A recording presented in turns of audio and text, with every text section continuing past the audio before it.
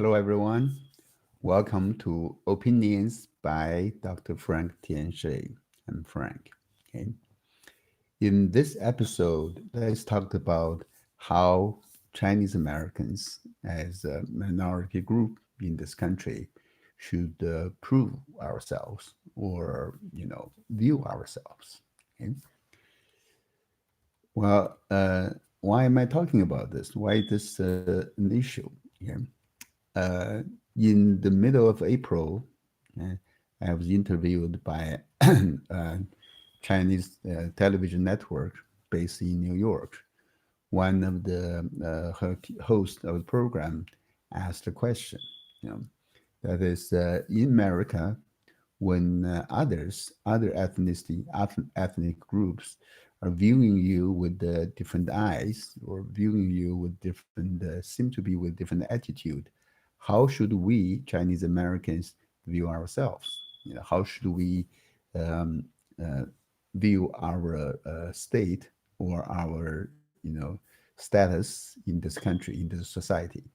I thought this is a pretty good question, interesting question. Answers to this question, caused a little bit of stir in Chinese American communities in America. And but to me, the final answer, the ultimate answer to this question, could be quite simple. Okay, the reason that this issue was brought up was because Andrew Yang, as many of you may know, may have heard, and he was the Democrat, presidential candidate. He's the only Chinese American presidential candidate. He was, and in April of he had that article on Washington Post, and about uh, the title was something like, we Asian Americans, we are not a virus, but we could be part of healing. Okay. He believed that we should use the Chinese Americans should embrace and prove our or display our American identity. You know. And but that statement actually caused some stirred up some controversies among many Chinese Americans here. Okay. Some of the people, Chinese people, people of Chinese ethnicity, call Andrew Yang a banana. That's a banana. I don't know if you heard about this. This means yellow on the skin and white inside. And some others will feel uncomfortable with his statement. Okay. As this Chinese the CCP virus, the coronavirus, we call the CCP virus, is spreading, right? There seem to be some hate crimes or some racism activities seem to be on the rise. That made many people, uncomfortable. But it seems to me that Chinese Americans, we don't really need to feel so much more uncomfortable, right? Because there's really done not many, or attacks or hate crimes or attacks. It's very sporadic, very few, and it's actually because the FBI has reminded our Chinese community about this possibility and warned us of the possible, surge in those kind of crimes. That itself, this reminder itself, actually caused a lot of people to feel, uncomfortable. But really, yeah, we shouldn't be. There is really no such thing. I don't think it's become a big social issue. I mean, we may remember, 9/11 attack in 2001 against, on New York's World Trade Center, right? For those people who were here in America at that time, you probably remember where you were at the time of attack. I remember where I was exactly. Actually, I was a third year doctor student at Georgia State University, pursuing my degree in Ph.D. in marketing. And on that day, 9/11 in the morning, I was driving, from home to campus, to do some schoolwork.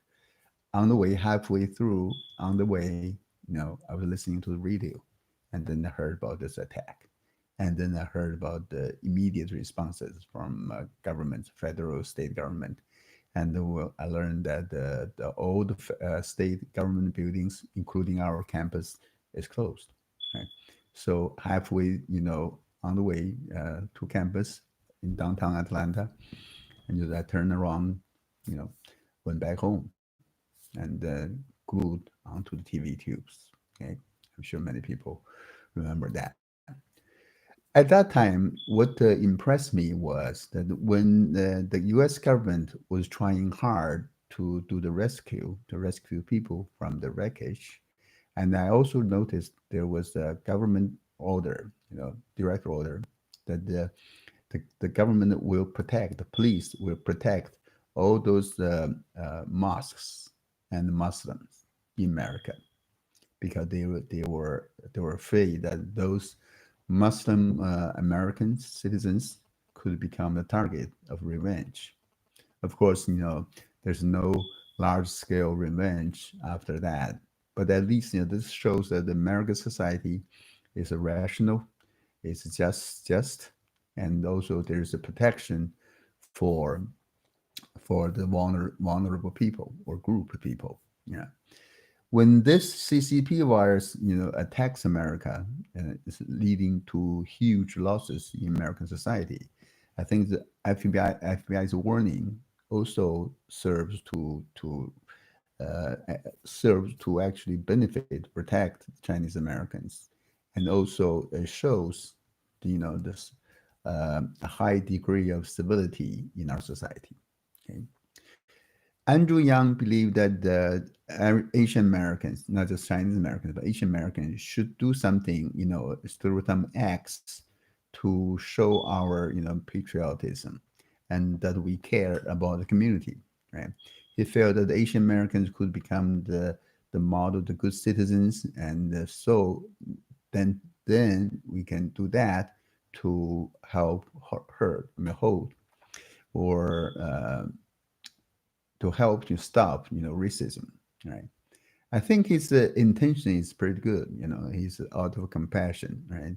But many people don't disagree with him. Many people disagreed with him, and they say that we as Asian Americans, we don't need to prove ourselves in order to be treated equally. We don't have to do something. They don't believe that making an extra contribution, to the society is best way to fight prejudice, right? And well, I wouldn't say this is wrong. This is actually, it's fine. They really, indeed, we are not there. We don't really need to do something or prove something special. We're beyond what is normal. We just have to act as normal, just like other Americans or other Americans of other ethnicities. Right? We just work, study, live just like normal. We'll be fine. Right? So basically, the two arguments, surrounding Andrew Yang's opinion, is really not that. I wouldn't say it's that necessary, right? It's not really that big a deal, okay? So, but in our discussion or debates on this, we might have, overlooked another thing that's more important, very important, more profound, right? First, let me clear up something. When people from China, especially new immigrants from China, many Chinese Americans, when we talk about discriminations, oh, we Chinese, we are being discriminated against. You know, Sometimes people may not realize that they actually confuse the two terms, prejudice and discrimination. Right? What is discrimination? What is a prejudice? Some people just confuse the two. Right? Prejudice or prejudice is a judgment, a prejudgment. Basically, is a way in psychology is a way for us to hold a certain opinion or attitude toward a group of people, a person or group of people, and this attitude, opinion itself, is not really discrimination. It's just it's just opinion. It could be incorrect. It could be a stereotype. It could be incorrect, right? That's why it's called prejudice, right? But of course, If the prejudice, is deepened or become really severe, that kind of opinion could lead to some actions, and that actions derived from that prejudice could be, become discrimination. So discrimination is against certain ethnic groups just because of their identity or their classification, right? So giving them different treatment, that's discrimination. If the discrimination is from a group, a company, or even the government, that could be a big issue, right? Really serious issue. Of course, we all know that in American society, any discrimination against any person, individual, or group of people based on its national origin, religious belief, race, gender, age, and family status are illegal. Okay? So, to be honest, I think the Chinese people, Chinese American people included, we are actually are often the people with prejudice, and sometimes we're discriminatory. I have to admit that, right? And they just use the word, the phrase we use to call or refer to other ethnic groups, for example, to the white people, right, to the black people, to the Latinos, Hispanics, Indians. We use the words like old white, old black, number three, something like that. If you speak Chinese, you know what I mean here, exactly. But we use some terminology that's not really respectful. Okay, some are downright, prejudiced, full of prejudice, or discriminative. Right. In China, in mainland China, communist China, the discrimination is even more so, more very rampant. Right. For example, when companies in China hire an employee, they will oftentimes say openly that we only hire women. Yeah. I have seen some employment advertisement saying about academic jobs. They say we only hire people under 45, age 45. Right? We all know that the communist China is persecuting Falun Gong, the spiritual movement. The government forbid companies, businesses to hire Falun Gong practitioners or force them to fire practitioners. This is to discrimination, based on belief. And some Chinese companies say, we'll hire people only if you're not married. There's a family status, right? These are all blatant prejudice and discrimination. Even today, right? We know as the Wuhan virus, as coronavirus is spreading, the people from Wuhan or people from Hubei, the Hubei province, the province, Wuhan is the capital city of Hubei province, right? Those people from Wuhan and Hubei, when they're traveling, to other parts of China, even after the ban is lifted, they are being discriminated. This is really sad. Because the people can tell where they're from, based on I think it's the first few digits of their identification card number. Okay. And also, we know that in China, in southern China, in the city of Guangzhou, there's been some preferential treatment to African students, black students from Africa. Why are they given preferred treatment, preferential treatment? I think it's because it's out of politics, because the Chinese government wants to bribe, to influence those African students. Many of them are from high level officials and diplomats, high ranking official government officials in African countries. China wants to build a relationship with those African countries, buy them out, so to get their votes in United Nations or other international organizations. Yeah. If we study prejudice, and in psychology, we found that psychologists found that prejudice prejudice itself is going to help breed more prejudice, and that will lead to really really bad consequences, right? People who are influenced badly by prejudice oftentimes will lose their self-respect.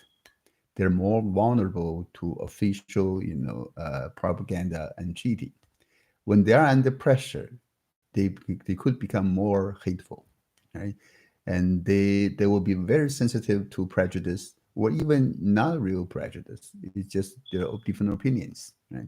When people see each other, they tend to treat each other as enemies. We have seen that in China all the time, right?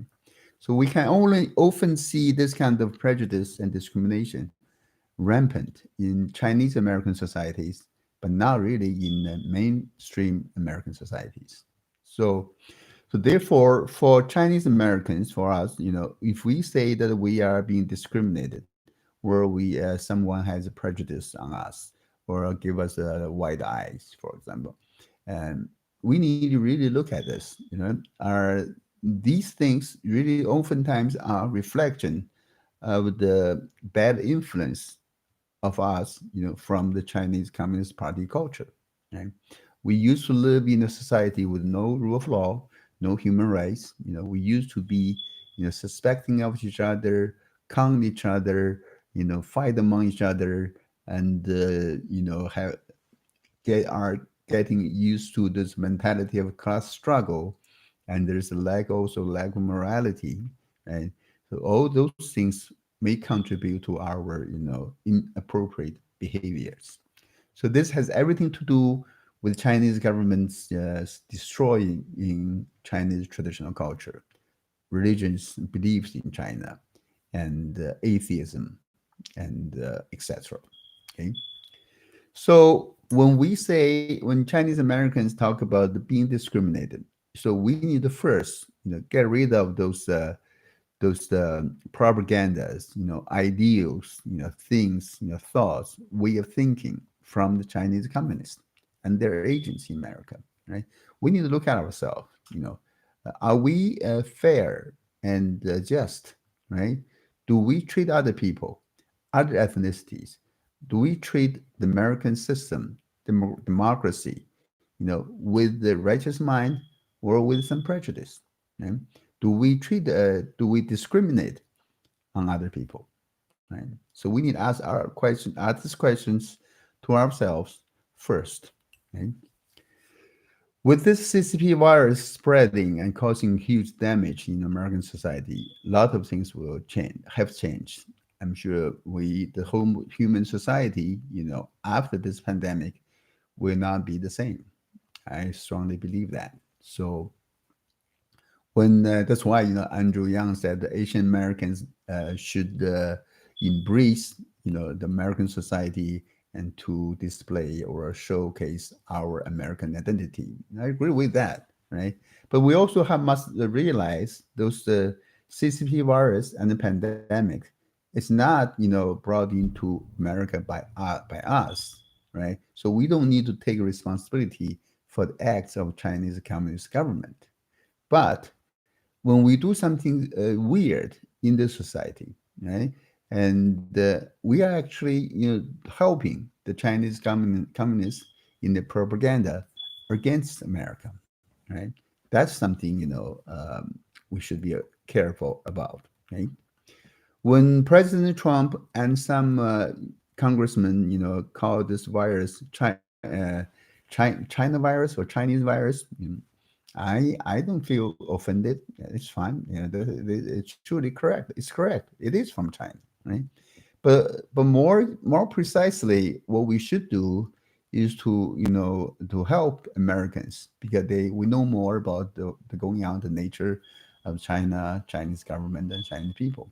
We should really guide American society into accepting the term not a Chinese virus but CCP virus. It's really indeed the Chinese Communist Party. That's the true source of this virus, right? Some Asian Americans say, "Hey, we have to save ourselves. We have to buy guns to protect ourselves, etc." Yeah, that's not necessary, right?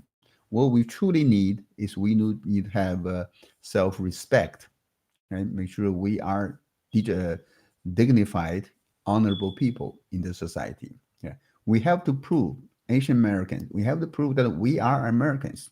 We're just Americans as any other ethnicity. and we embrace the freedom and democracy. Okay, we we reject, dictatorship and evil communist ideals, right? And we do not want to carry any of those prejudice or discriminations or discriminatory thoughts, imposed upon us by the Chinese communists. Okay? I love America. I'm sure we all do. We all love America here, right? We love American people. I think American people are just like in many other people in another country, normal countries. Everyone loves, respect the people, good neighbors, right? We love those people who have high morality, well educated, law abiding, maintain, honor its traditions, truthful, right? Tolerant to others, and nice to each other, right? That's what we want, right? Just like in China, in Chinese society, traditional Chinese society, we have something very similar to the Western golden rule. Okay? Do unto others what you want others do unto yourself. Exactly the same. Right? So back to our topic, how should Asian Americans prove ourselves, right? We should really don't we don't really have to prove too much, but we really need to look at, in retrospect, look at ourselves, examine ourselves. If we can show that we are good people who have, the morality, right? We respect our traditions, traditional values. We are willing to learn, study, accept, and understand the tradition of other people, right? We can stay away from the views or the pollution of the communist government of China, and we stay away from using the tools infiltrated by Chinese government, such as WeChat, then we should be okay. Okay. Okay. That concludes this episode of Opinions New by Frank. I'll see you next time.